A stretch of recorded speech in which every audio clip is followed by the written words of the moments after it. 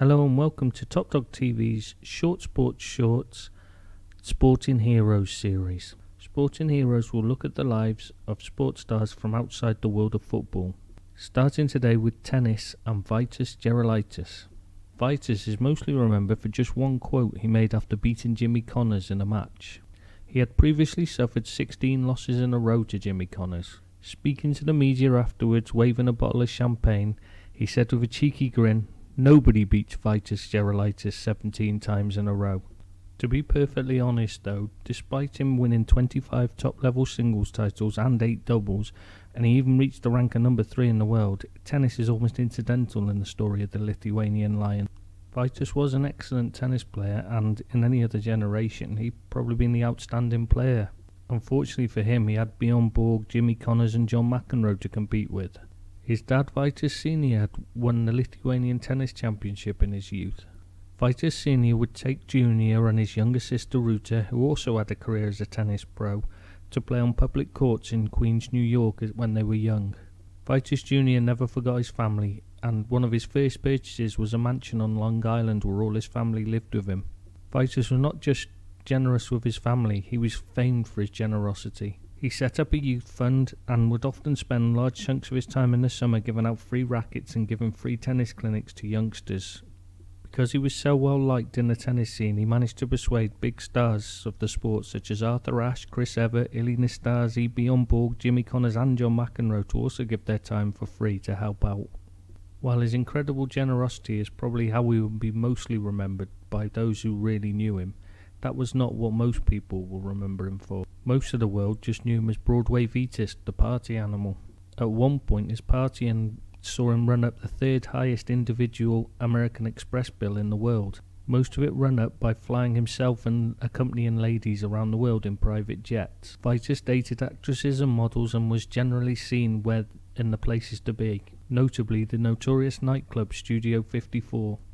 There he would party like a rock star with rock stars. He and Mick Jagger used to play a game with cocaine where they would put a little bit in a balloon, fill it with helium and then let it float up to the ceiling before bursting it, so it was like it was raining cocaine. He never let his partying stop him from training hard, despite that, to quote John Lloyd, he probably didn't get much sleep at night. On his 21st birthday, he was playing a tennis match, and at the end of it, he invited all the fans to come to a hotel pyjama party later that night. At the party, he was complaining because none of them had turned up, at which point his longtime friend Mary Carrillo led him to a window.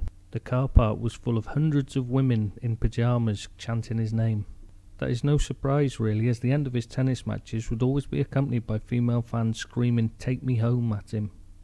Gerulaitis was particularly close to Swedish tennis star Bjorn Borg. The pair would always practice together and often partied together too. The pair initially became close when Gerulaitis was beaten very early on by Borg in a tennis tournament. Rather than going home like the rest of the tennis players did, Gerulaitis knew that Borg was short of practice partners, so he stayed behind to help Borg practice for the final few matches. That was typical of Gerulaitis and his generosity. After all, this is the man who went to John McEnroe's celebration party after he was the loser in the match. When McEnroe was a young up-and-coming tennis star, Borg and Gerulaitis once took him out on the town. It was his first night out with the pair, and he said afterwards in his autobiography, "I marked the occasion by indulging in something I'd never tried before, never mind what, and the next thing I know, Vitas and Bjorn were carrying me back into the hotel. I felt sick, but wonderful."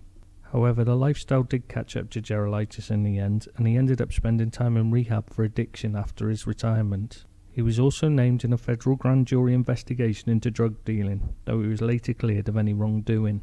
After a period out of the limelight, Vitas began work as a tennis commentator and moved on to the veterans circuit. Sadly, at the age of just 40, he passed away while staying at a friend's. A faulty heater had given him carbon monoxide poisoning.